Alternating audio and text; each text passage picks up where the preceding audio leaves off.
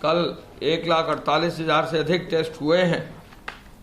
मुख्यमंत्री जी ने इसको निरंतर मजबूती से काम करने के लिए आदेश दिया है और कहा है कि 31 तारीख को शाम 4 बजे मेडिकल एजुकेशन विभाग की जो नई टेस्टिंग लैब है उनका वो जो है उनसे शुभारंभ उस दिन होगा। मुख्यमंत्री जी ने उसकी अनुमति दे दी है। तो टेस्टिंग की क्षमता प्रदेश में और बढ़ जाएगी और प्रदेश हमारा लगभग 56 लाख से अधिक टेस्ट कर चुका है।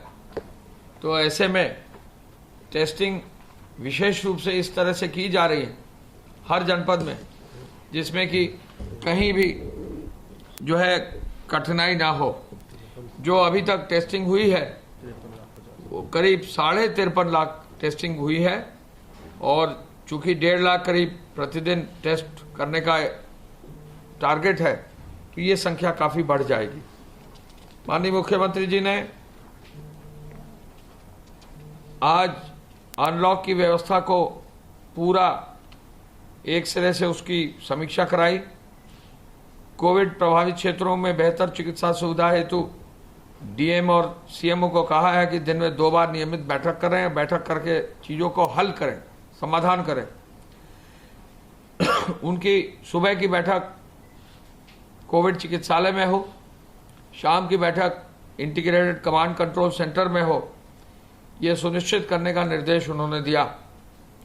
जो मेडिकल उपकरण लिए गए हैं, जो वेंटिलेटर क्रय किए गए हैं, जो HFNC क्रय किए गए हैं, उनको तकनीकी सपोर्ट दिलवाकर हर नए चिकित्सालय में जहां भी ये इक्विपमेंट दिया जा रहा है उसको क्रियाशील की जाए, इसके लिए भी निर्देश उन्होंने दिया है।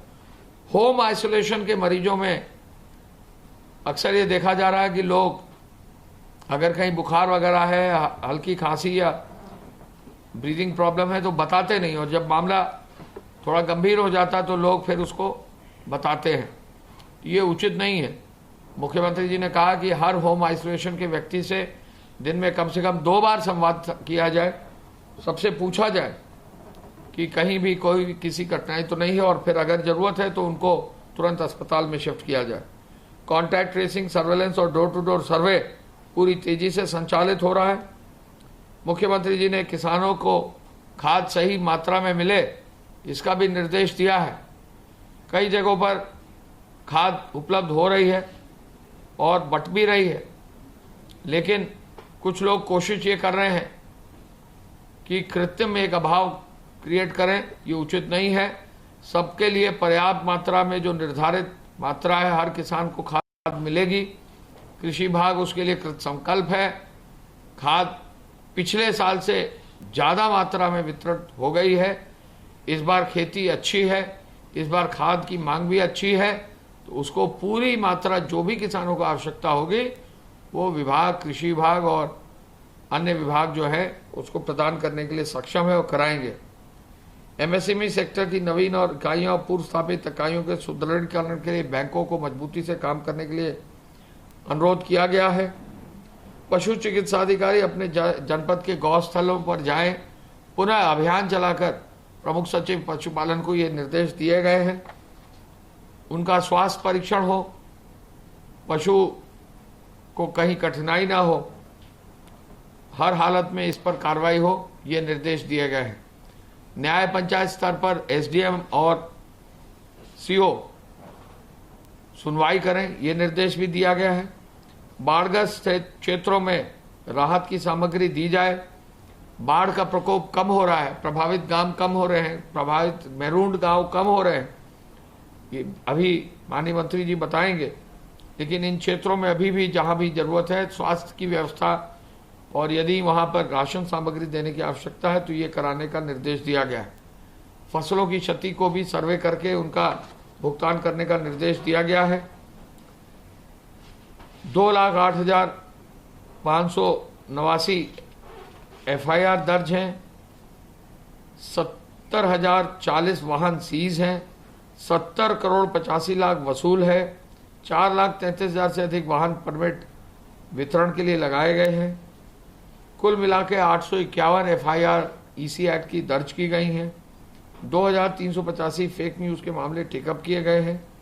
कंटेनमेंट जोन में 15,954, कंटेनमेंट जोन में 12,008 थानों में 14,35,000 मकानों में 82,36,000 लोग निवासित हैं। 39,199 केसेस इनके अंदर आते हैं। इन सब पर जो है विशेष रूप से कार्रवाई की जा रही है। राजस्व विभाग का टोल फ्री नंबर 1070 पर कार्रवाई की जा रही है। साथ ही साथ 2 गज की दूरी, मास्क है जरूरी, इसका विशेष पालन करने के लिए आज और कल जो पूरा लॉकडाउन की व्यवस्था रखी गई है, शनिवार और इतवार को, इस पर प्रभावी और मजबूत रूप से काम करने का निर्देश सभी जनपदों में दिया गया है। लोग अपने घर पर रहे, कोई बाजार न खुले, कहीं पर कोई सार्वजनिक कार्यक्रम ना हो, प्रदेश में कहीं भी कोई भी धार्मिक कार्यक्रम भी सार्वजनिक स्थान पर कतई ना हो, ये सुनिश्चित किया जाए और 2 गज की दूरी, मास्क जरूरी सुनिश्चित किया जाए। धन्यवाद।